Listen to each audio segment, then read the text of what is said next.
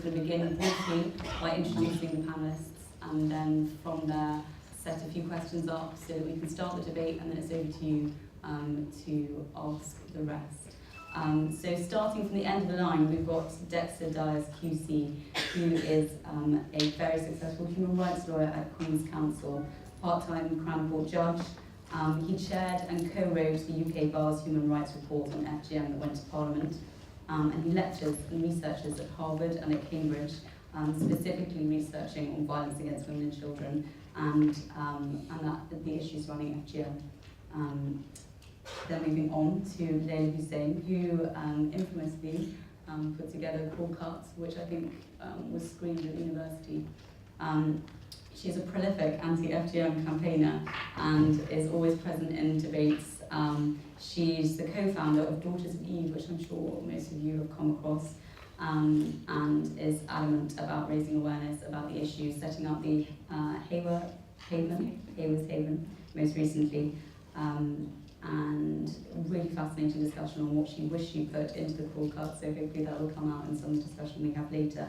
Then moving on to Haworth Sessi, who came out in 2007, I think you said, talking about her own experiences, having been through FGM, and how she realised that the medical world, the academic world, and more broadly the general public needed to know more about her experiences and the experiences of FGM survivors more broadly.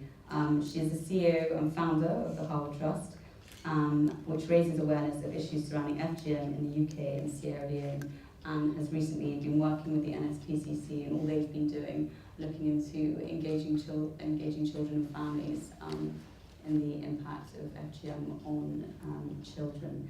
And finally, we have Hilary Burridge, who is a writer and consultant sociologist. She's currently writing a book, an ever-changing and developing book, on eradicating female genital mutilation from a UK perspective.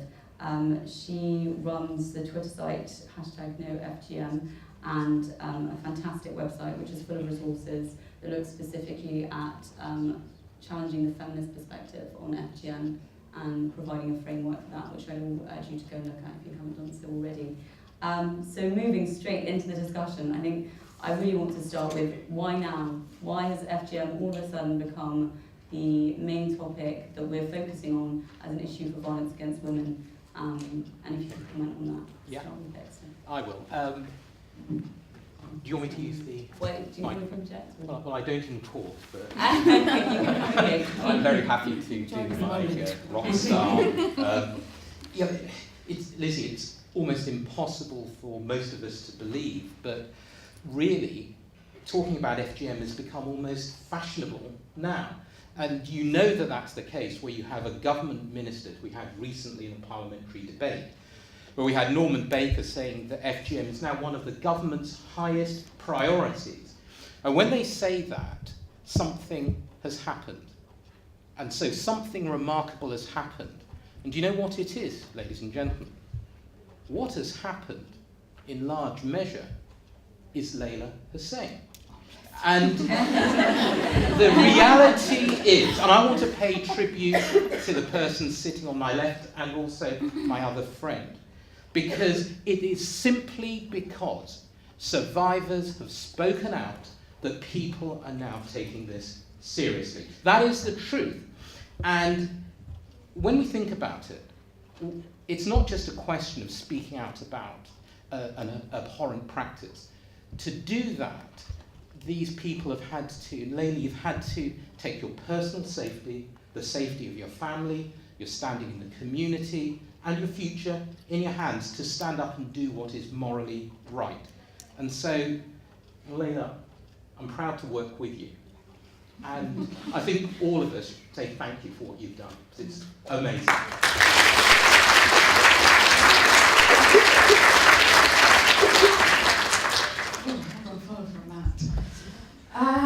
Well, you might see me as that person, but there's a group of people that might see me as the woman with the big mouth who's betrayed her community. So I have different hats.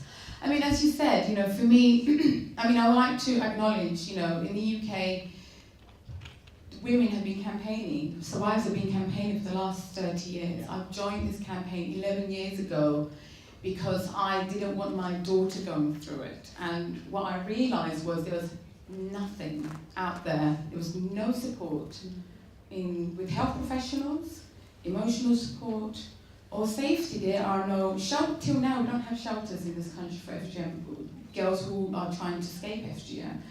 And like Dexter said, you know, sorry, I feel quite emotional when I talk about this.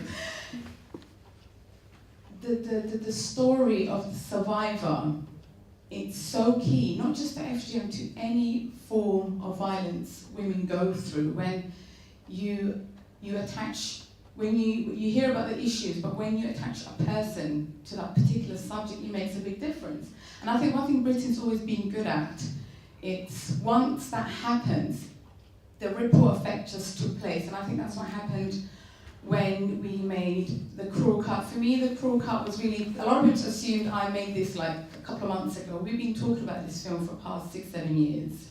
And for me, my aim has always been, you know, the discussion I had with directors and producers and the film company was survivors have to be at the forefront or this film is not going to work. And in the past, people didn't want to do that because they wanted to, you know, everybody wants to do these crazy dispatches programs, let's catch the cutter. And I said, if I knew where a cutter was, they'd be in prison by now. You know, so it was a struggle, but for me, I remember the night the film went out, I thought this can go both ways. People are not going to watch it. But everyone who I spoke to said to me, they couldn't stay silent after hearing those women's stories. So absolutely, because the survivors are at the forefront now of this campaign, that's why the change is happening. So, and it's not something that's happening out there. I think that was the message. I think people have this idea FGM takes place in a village somewhere in Africa. No, a lot of the girls who I run a support group now, a therapeutic support group, and all the women are British women. Some of them were born here, some of them came here as children, were taken away to be cut, some of them were cut here. So it's not something that's far away from us. And I think we need to, the fact that we're using the right language is also key, because in the past, again, Hilary might agree with me on this one, when we talked about FGM, you know, the attitude was, well, you know, it's a traditional practice, it's cultural, we don't want to go there. I didn't think that, but a lot of No, I mean, told me. but in the past, no, I'm not saying you said it, I'm saying, they were victims. absolutely, they were victims, and when they met someone like me who had a very London accent, as you can see, wearing Topshop Primark clothes sometimes, you know, saying, oh, by the way, I've gone through it too, you know, the people are not used to seeing that. So for us who came through, you know, in these particular campaigns, we were saying, this is violence. It's one of the worst forms of violence women and young girls, children go through. So when we use those languages, especially with politicians, many times, let me tell you, politicians did not want me around a couple of years ago, but now we'll be sitting together. But it was using the right language, and I think that's why we've had such a big discussion around it. I mean, we ended up here today, so yeah. So that's my answer to that. My name is Hawa Sise. I'm originally from Sierra Leone. I was taught when I was 13 years old. What really brought me in the campaign is when having children, what I saw there, the pain. It was hard for me to come out. I would be talking to my husband, oh, I want to talk about it. He will say, oh, they will kill you. So he was away a few years back. I started talking about it while I was in uni. After the ending of my uni, then I said, no, I have to set up something. Like in occasion, like birthday party, wedding party, I'll be talking when we are dancing. I said, all of us have been caught. Then they will say, stop it. I said, no, I won't stop it. I said, all of us are caught. They said, what do you mean? I said, the Bondo Society. Then I came out. When I came out, I was housebound for 3 weeks. Phone call, I won't take phone call. My daughters will say, oh, mommy, they are at you. I said, let them kill me. One said, you, if you go to Sierra Leone, they will kill you. I said, if they kill me, they won't eat me. They will bury me, up till now.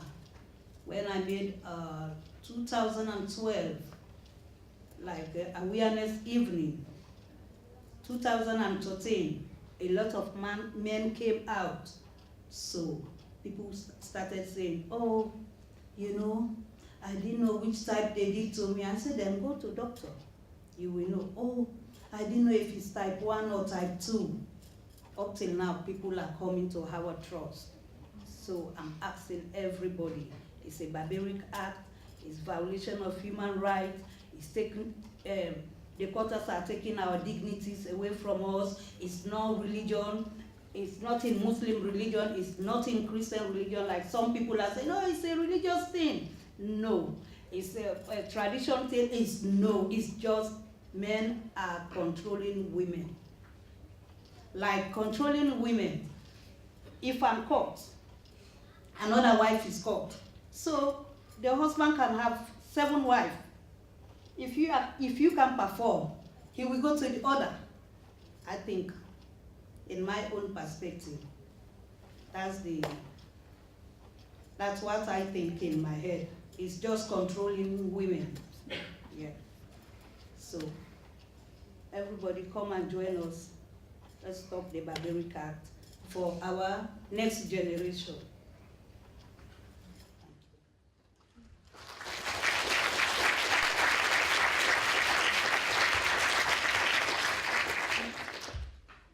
Absolutely, everything that's been said already is absolutely totally true, and we have to pay great regard to people who've been brave enough to do it. I think, as a sociologist, I would add a few factors in that have helped the message to come through. I mean, I absolutely accept everything that's been said.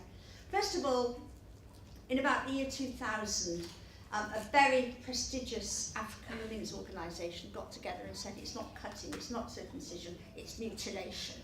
Yep. And that is critical, and with great respect to those who use it, it is mutilation. And that made me, amongst others, set up, because before I've been really concerned about it, but people said, well, it's just a nick. I mean, I don't go for nicking children of any sort ever, boys or girls, it's not, but it was just, but you know, like, and I thought that maybe because of the act it would be controlled now anyway, and I'd been told by my MP then, not my current MP, that it was all fine because the act would sort it out and we'd abolished it, right? And then I began to pick up through Twitter and the internet, because I'm very active. Look up statement on FGM, or one word, statement on FGM. You will find some stuff that will really help you to understand this, because we cite all that stuff, as you say, on there.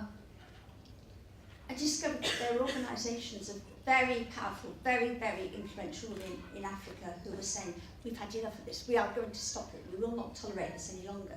And then I started looking at what it was about and what actually happened.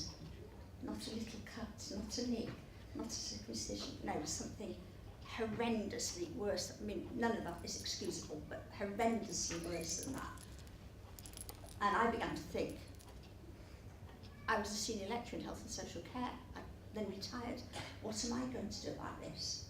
And with my particular university background, research background, it made a lot of sense to become engaged.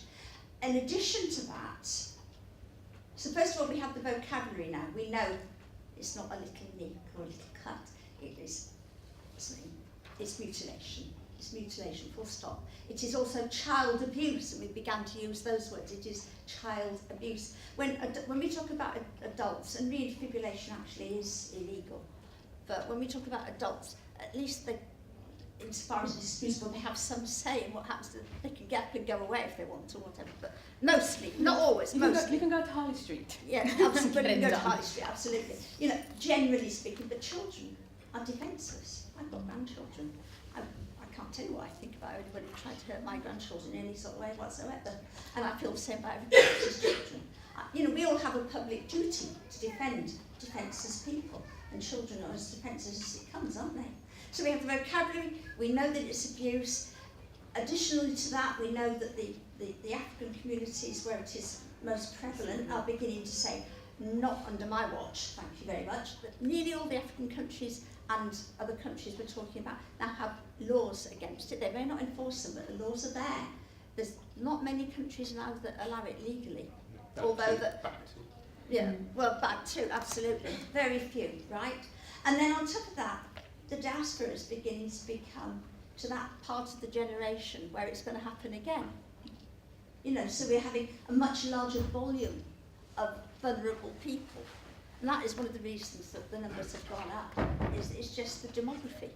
No more than that, just the demography means it is more likely to recur. And once you become aware that a woman who has been mutilated is likely to have pressure put on her, whether she agrees or not, she's likely to have pressure put on her to have her daughters mutilated as well, then you think, what can I do to help to stop that? And then you have people at the forefront who can actually say, I've had it happen. Never again will it happen if I have anything to do with that. And then you have a social movement. So I think it's a combination of a lot of different factors in which none of those factors on their own could have made it happen. But also, without all those factors, including the brave people at the front, we wouldn't have had the movement.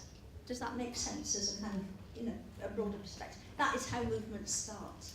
And Twitter, of course, is absolutely brilliant. And most of the people I work with in other countries I've never met, but I communicate with them all the time as now close colleagues through Twitter and then email and then just get on with it. It's absolutely brilliant.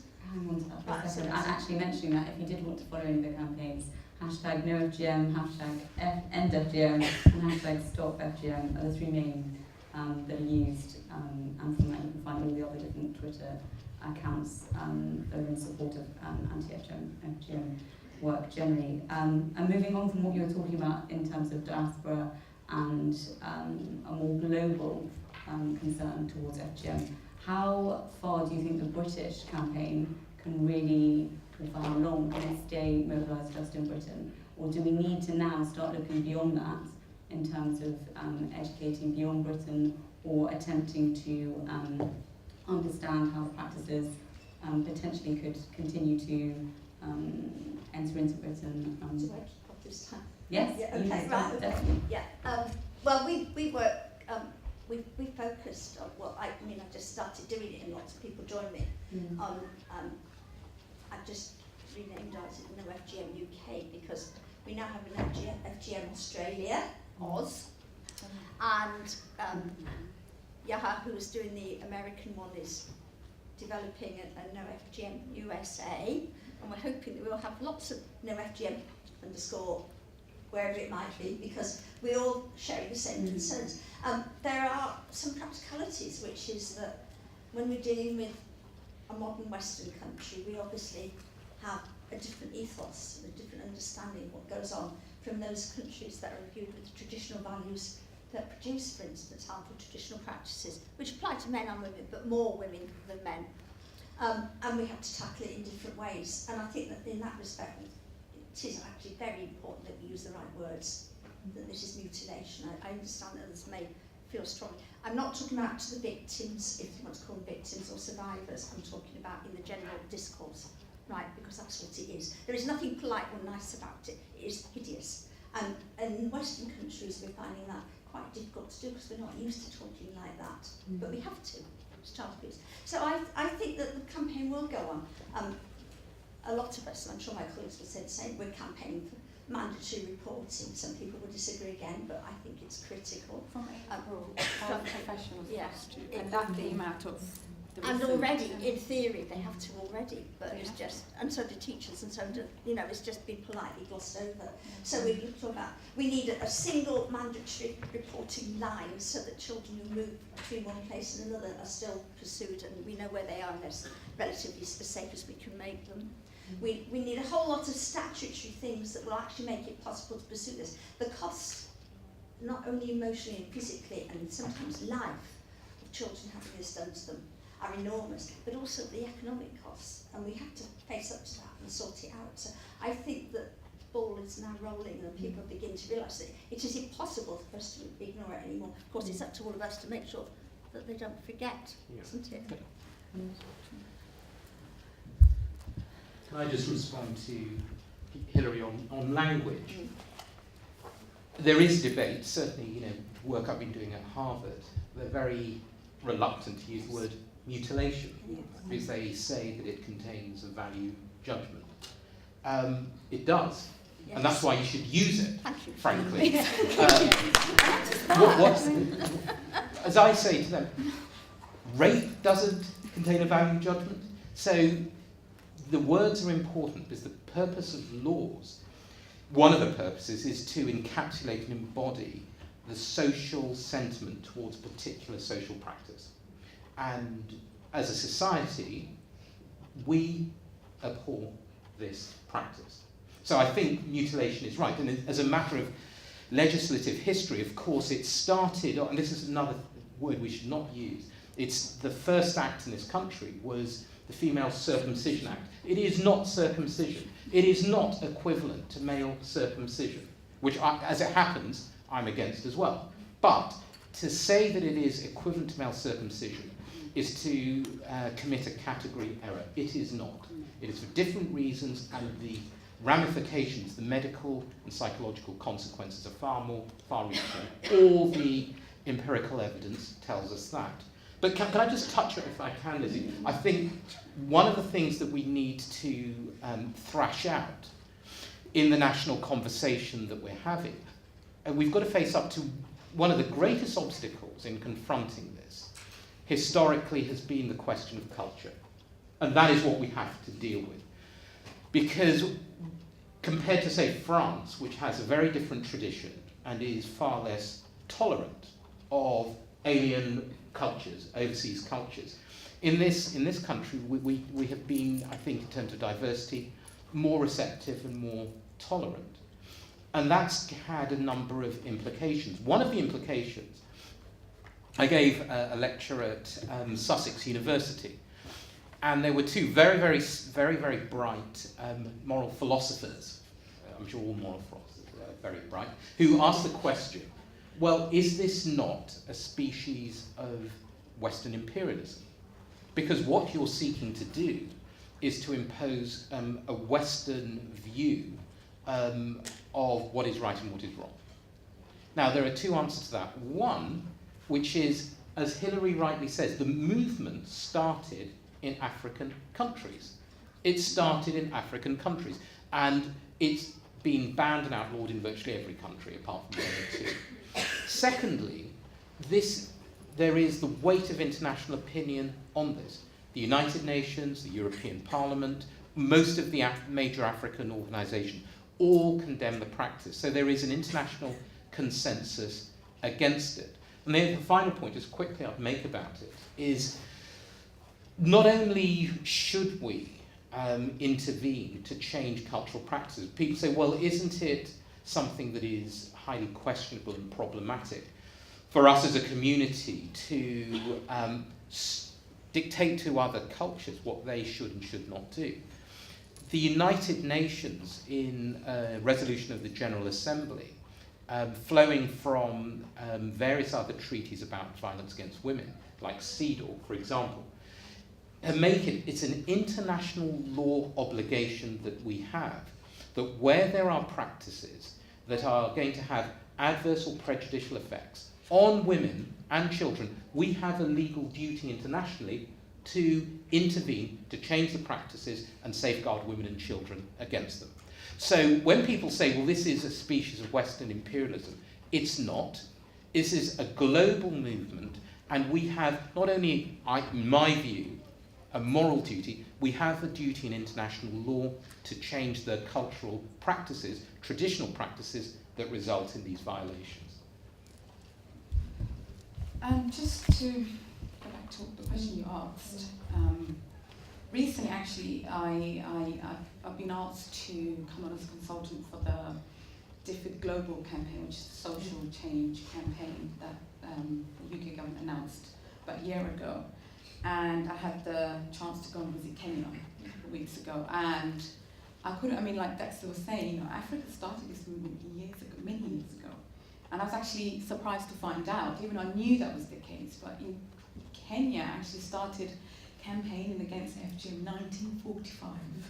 So this was something that I was surprised hear. Before then, actually. Yeah, but this is what it took me back. And what I found in Kenya was, when I told them, obviously they were shocked that FGM happens in Britain, I was shocked at them. But again, it went back to terminologies, using the right terminology. I think what I found in Britain, there's a lot of political correctness. I mean, the reason my family moved to the UK, and I still love living in the UK, is because we do respect people's cultures and traditions. But I think somehow we've gone too far when it comes to PC, where children and women are being violated, and we thought, okay, it's nothing to do with us, we don't want to intervene. And that's maybe, crazy as it is, France has become an example, which is very interesting. Because they're so intolerant. Yeah, It's like an we don't shit, extraordinary, basically. it's an extraordinary Which paradox. is really bizarre. Yeah, which is, yeah. So for me, the struggles we've had in Britain, especially with the diaspora community who are based here, the reason a lot of communities obviously like to live in the UK, I think, I could be wrong, and you can't have a conversation about FGM without discussing race, gender and sex. You have to speak about all those three subjects if you want to talk, if you really want to talk about FGM. Those are the race, because majority of the children who undergo FGM are African children, they're black children. 2, gender, because they're females, full stop. This is a practice to control women, full stop, regardless of all the excuses people give. And the reason this is practice to control their sexuality. And one thing Britain doesn't talk about is those 3 subjects. Very conservative, oh no, don't talk about race, obviously it's racist. Sex, oh my god, can't even teach sex education in our schools. It's shocking. I mean, we are so backwards when it comes to issues on gender-based violence altogether, or issues on inequality. Until that changes, we're going to be having these conversations. Or even sex education. I wrote a chapter in a social education book. In about 1980, and it was about sex education and health education. And at that time, we were trying to stop teachers even talking to boys who thought they might be gay, because we would be encouraging all kinds of terrible practices. I mean, teachers were terrified to talk about anything. So this is just a continuation, in that sense, of that thing. I just wanted to add, actually, one of the most interesting people I met in Kenya was really, he was this mosque teacher, it was an imam I went to visit, and because obviously in these communities, religious leaders are quite, they're well respected, so I think they have to be part of those conversations. Not, when I say conversation, not a conversation where you're having a discussion with a perpetrator. A lot of people get that confused. But I've never met a religious leader who used so loosely, it was so normal, who used the word vagina, labia, clitoris, and I was sitting there thinking, oh my God, did you just say that in the mosque? I became quite judgmental, because I haven't experienced that here in the UK, the free world. Yeah. Because I wouldn't meet a priest or an imam in the UK who would use those words. But What were you hoping? But he was giving me, he does presentations for his other colleagues on FGM. So, but the fact that he could have such conversation with myself and other female colleagues so loosely in front of everybody, and I remember he could see my face and he goes, yeah, well, because later we moved on here. I don't know what's happening in the UK.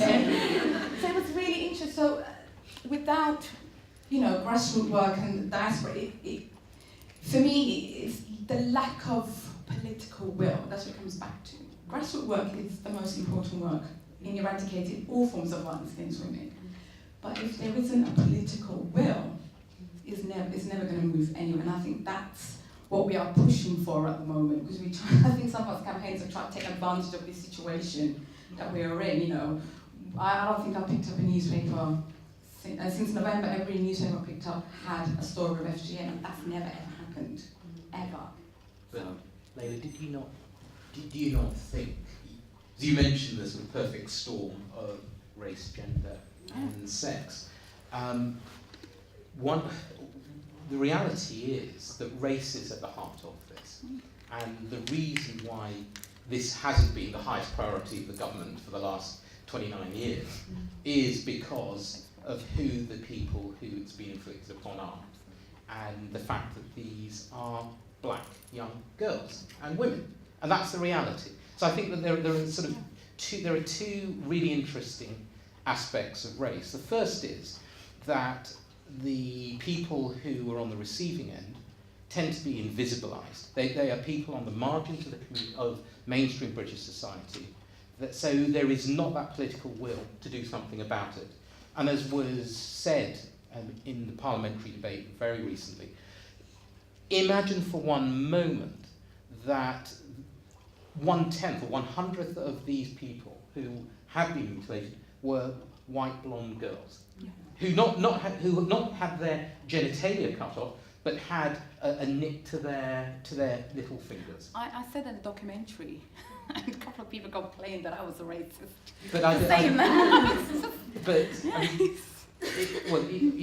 if you're a racist, because you actually call it as it is nonsense. I mean, but that is the reality, that race is at the heart of why there's been inertia and indifference towards this, because it's got to do with people who do not really count for very much. That is the reality. But there is also an interesting flip side to it as well, I think, because there is another aspect to in terms of race, and this is something that is coming out in the research I'm doing at Harvard. One of the problems that we've got is that, and this is something we encapsulated in the report we wrote to the parliamentary inquiry in this country.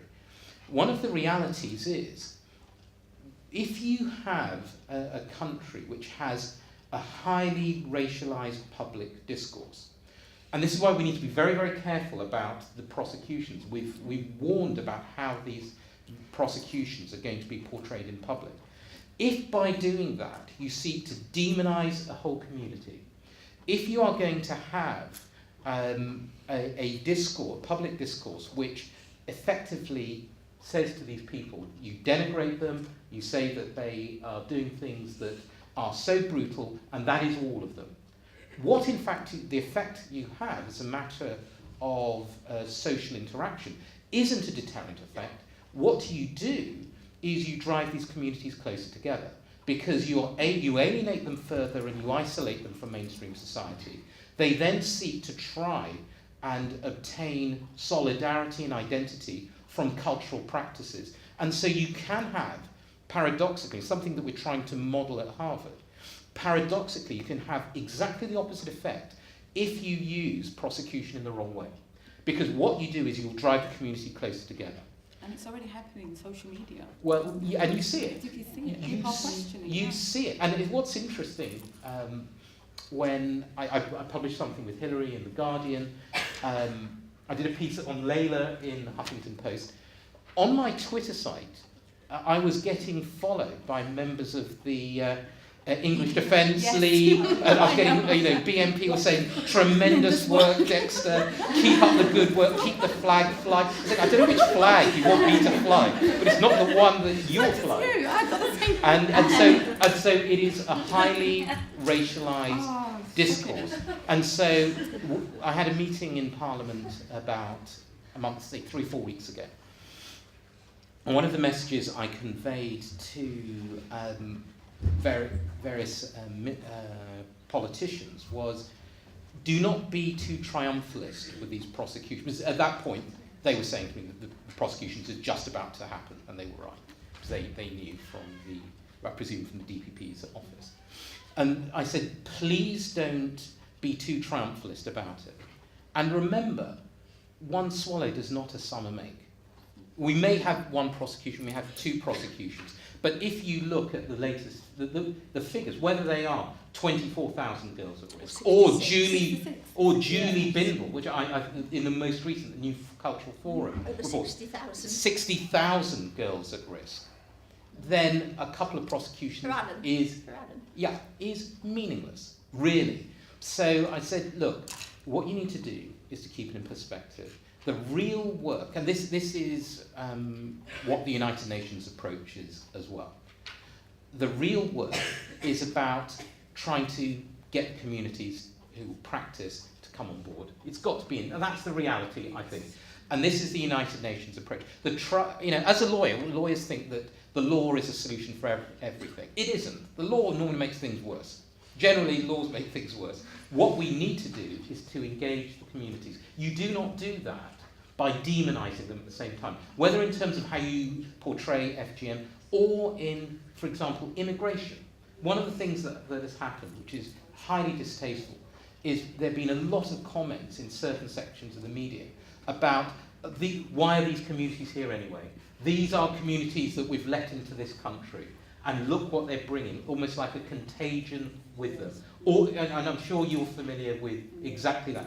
That is something, what we said in our Human Rights Report to Parliament. If the government is genuine on this, they must take a robust stand, not only against FGM, but on demonising portrayals of the practicing communities, because that will drive them closer together, that will create a sense of identity, and that will perpetuate the practice.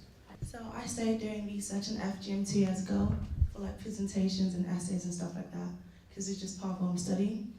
And I came across like there's hardly anything on FGM in like from the UNICEF, because obviously it's for children, but there's hardly any work from UNICEF about FGM, but there's loads of stuff on Daughters of Eve. Thank you, I used loads of your work for that. That was really good.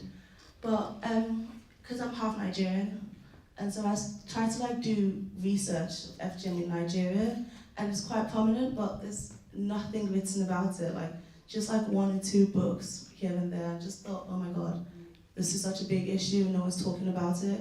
I didn't know about FGM, so I started reading your website, which is really good. So I thought I'll start doing work on like FGM in Nigeria. I'm trying to open up my orphanage in Nigeria as well for mostly girls actually, so I can prevent them from FGM. Like you're talking about shelters, but I was trying to like I was talking to some people trying to get all that sorted out for FGM, but I'm trying to find ways in which to make it more like known, because no one talks about it at all. In Nigeria? Everywhere, like. The Nigerian community have been very silent on this subject.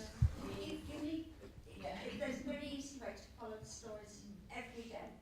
I set it myself so I can guarantee there are no patches. You don't have to pay anything. Just find hashtag #NoFGM Daily News, which is one of those LI newsletters. Yeah, I've set it. Occasionally it gets things about Ferrari cars, but very occasionally. Nearly all of it is about, you've all seen it, haven't you? And it carries all the news that has hashtags, or FGM, or no FGM, or any FGM, for the day across the whole world. It carried about 110 items yesterday, I think. All you do is you put your email address in to subscribe here, as I can guarantee it's no money or anything, because I set it up, and there's no commercial or other interest in it except for sharing. You will be able to scroll through, you just put list all or something, and you can scroll through the whole lot, pick out all the things about any country you want to know about. If you have news, We're asking specifically about activism. right, I know, so you in just go Nigeria. through and you set up, you find the ones about Nigeria, right? It's there, all there. I saw several yesterday. If you've got news yourself, just put it on Twitter or on Facebook with the hashtag FGM. It will be on next day for everybody else to see. And Lena, I know that you've had a lot of experience in terms of activism, and if this is the kind of way your question was going, in terms of how to engage, how to potentially set Well, up you shelters. find all the people who've done Twitter, I and then you wondered if join them. Lena could Yeah, but that's comment on that. I think that's another aspect, but I think what you're, because when you're working in grassroots work, Yeah. they're not going to go to Twitter or Facebook to look for that.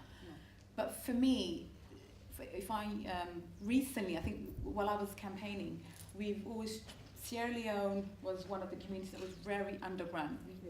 We couldn't find any women to join the campaign, in Gambia.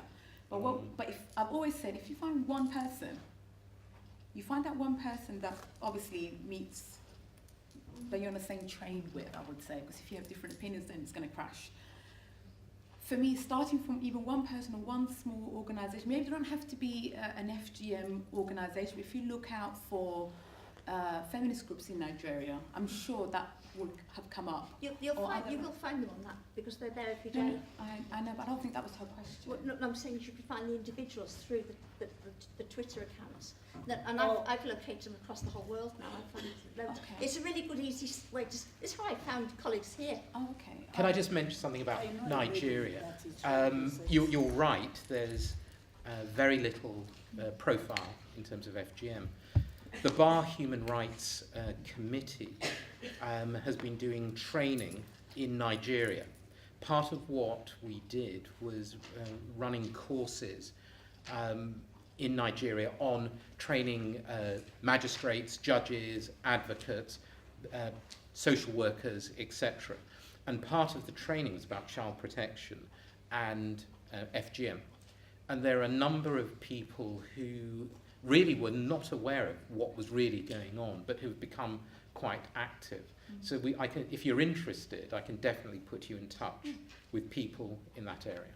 Thank you. And DFID, one of the global campaign, Nigeria's on the list now. So if you look out for the social change campaign, you'll find Nigeria. So there must be a list of organisations. But for me, it's always find that very active grassroots community who can influence, who can have that direct influence. I think it's really hard. Because in Nigeria, well, I think it's mostly like the Muslims, like the Hausa, that's like people from the north. The women there are kind of protected, like they stay indoors, like the husbands don't let them come out. Obviously, I'm from the southern part of Nigeria. We actually have women who are from the south who've gone through it. Yes. Yeah, the south is quite bad as well. Yeah, so I'm not saying you have to go to both, but just if you can just find, because usually it's like all these campaigns have started very small, and then. Can we take Especially the riverside in Nigeria, the river states. River states in Nigeria. Yes. Yeah. You can talk to us afterwards. Like I know a girl that wants to set up. What was it that you wish you put in the crawl cart, as Lizzie mentioned earlier? Oh God, yeah. There was one particular scene that didn't make it to the final cut because we've had 100 hours of filming, but we only had 47 minutes to fit in. And myself and the director were actually having a discussion about this a couple of weeks ago. We said, oh my God, if we only kept that particular scene, it would have answered a lot of questions, which the question was this comparison to male circumcision that comes up all the time. Every Twitter message I get, mainly from men, would say to, well, I'm not going to support you if you are not going to talk about male circumcision. And my thing was, for God's sake, it's not the same thing. I don't condone any child to be cut. And I think all of us are talking about cutting, but when we talk about child abuse, it's not actually the cutting. The moment they grabbed and pinned to a table by people that they trusted, they've been violated from that moment. Yes. That's when, then we can say, okay, they were cut and this is the kind of cut. But the fact that they were grabbed, they were violated. But this particular scene, what we did was, how many people watched the documentary in this room? Oh, wow. So do you remember the scene with the men? So it was a big gallery, so we sectioned into different, we had different sections, but there's one particular section that didn't make it to the film, which was, because some of the young men, when I spoke to them, they kept using the word, it's female circumcision, it's not a big deal, blah, blah, blah. So one of the bits that was hidden from them was when they walked in, was actually the comparison if they had FGM type 1, which was the removal of the tip of the penis. Then type 2, which is half of the penis. Type 3, you have to remove the whole penis. I will never. One of them ran out of the room. That's how scary it was for him. So it was one of those scenes where I felt it was needed, but we couldn't. For me, the survivors' stories would have been lost, and it would have become about something else. But if Channel 4 allows us to do an extended version, that'd be. For me, it's one of those scenes that could have answered a lot of questions, not just in the FGM practicing community. The reason I did that particular scene, what I found by working with men for my work, they didn't know the procedure that takes place. And that's where the idea of that scene really came from. I wanted to show them. I'm not going to lie, personally, I really enjoyed that scene. Just for all the FGM survivors, this is what happened. So it was one of the most powerful scenes. Just that bit I wish we could have kept in, because it would have answered a lot of questions. But you mentioned in that documentary something that I think is absolutely pivotal, when you were saying that men have to be part of the conversation. Absolutely. And yes. and I look around, I look at the platform today, I look at the audience there. This is actually pretty good. This is actually pretty good. But if we think about the reality of this social practice, although it's perpetrated and inflicted on women, by and large it is arranged and by female members of the community. That's the reality. We can't be squeamish about it. We've got to face the reality that's what's happening. In whose favour, for whose benefit is it actually done? And I think they're getting off quite lightly at the moment. And we need to have men involved in this. There are another question. some Can we just take this other organisations that question? are doing that. Sorry. Yeah, go on. So I'd like to just sort of talk about a bit of work that I'm doing. I work with a group of women on a Saturday afternoon called Women's Asylum Seekers Together. And since last year, we put like a mini campaign together, and we've been wanting to raise awareness of FGM in Leeds, Brighton area, all this kind of thing. We had a meeting last year, and we're planning another one. It's the week after the 24th of May. I can't remember what day. Can I ask you a question? Oh, basically, we're trying to raise awareness in schools, especially. This is what the women want to focus on specifically. And I'm just wondering if you had any advice on how to approach schools about it. We're planning on inviting like teachers, like. So how do we engage young children in schools in How do you Yeah, talk to definitely young fine. people about it? Because it's quite a sensitive subject and all this kind of thing. Can I answer that? Like in schools, you go through the head teacher. The head teacher knows which child comes from which country, especially in Leeds. You have a lot of ethnic minority from Guinea-Conakry. A lot of them based here. So through that, through the head teacher, you will know how many kids are in risk in this school, from which part of the world they are. I think if you go through that way, you will find a way. To add, actually that's a very important work. Schools are key groups to work with. 8 hours of the day our children are there. So school teachers play a great role in preventing FGM. My advice to teachers is, the problem has been FGM is not part of even though the government recognises the safeguarding issue, but it's not mandatory on the child protection training, so we're pushing for that. However, if you get a head teacher who agrees to obviously bring this subject to the school, the first thing you'll have to do is train the teachers first, and the child protection lead will facilitate how that's going to incorporate into the classrooms. And usually citizenship classes and PHSE classes are the best ways of introducing. I mean, in the Netherlands, it's part of the school curriculum. So it makes a big difference. I mean, 66% of teachers. These were statistics in the recent debate. It's a shocking and shameful statistic. 66% of teachers are not aware of the government guidance. 1 in 6 teachers do not even know that FGM is a crime in this country. It's an astonishing amount. Just think about that.